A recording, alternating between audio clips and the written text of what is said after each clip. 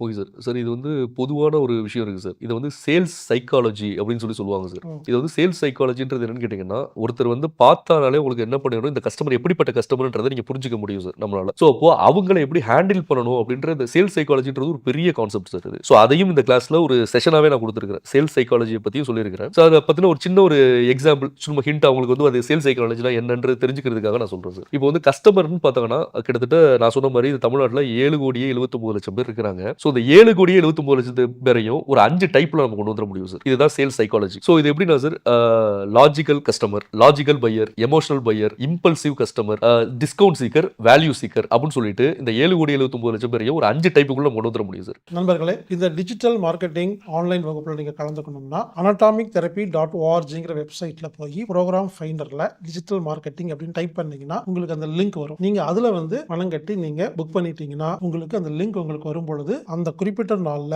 24 மணி நேரமும் நீங்க இந்த வகுப்பை பார்த்து நோட்ஸ் எடுத்துக்கலாம். இந்த வகுப்பு கண்டிப்பாக உங்களுக்கு பிரயோஜனமாக இருக்கும். நன்றி.